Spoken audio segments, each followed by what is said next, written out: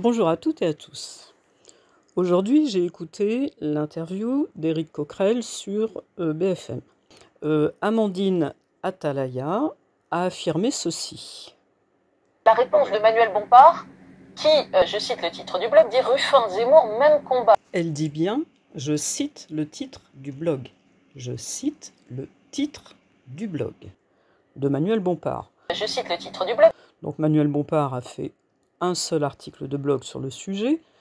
Le titre, c'est Ruffin, la honte en entier et pas à moitié. Donc je ne sais pas où elle a trouvé que le titre c'était Ruffin, Zemmour, même combat, parce que c'est juste faux.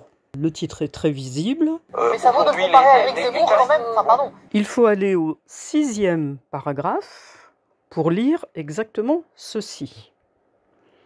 En 2012, après le discours de Jean-Luc Mélenchon sur la plage du Prado à Marseille, Éric Zemmour disait que ce discours allait le conduire à sa perte, car on ne pouvait pas à la fois parler comme Georges Marchais et comme Terra Nova. Manuel Bompard rajoute « Faut-il que, moi aussi, j'use des pires caricatures en affirmant « Ruffin, Zemmour, même combat ». Voilà exactement ce qu'écrit Manuel Bompard. Donc il ne compare absolument pas Ruffin et Zemmour.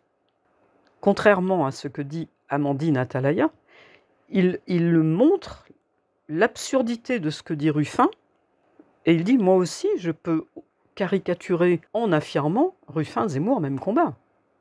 Mais du moment qu'il dit « faut-il que moi aussi je le fasse », c'est que justement, il ne le fait pas.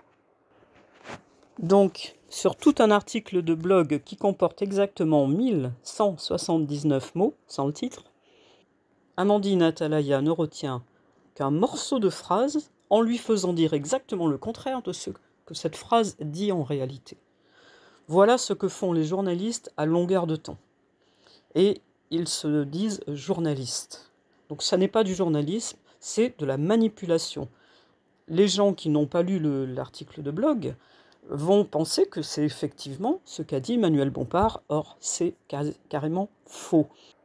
Donc vraiment, je fais cette vidéo pour vous montrer qu'à chaque fois qu'un journaliste cite quelque chose, surtout quand il s'adresse aux insoumis, vérifiez la source de l'information. Mais ne vous fiez jamais au résumé et à l'interprétation qu'en font les médias.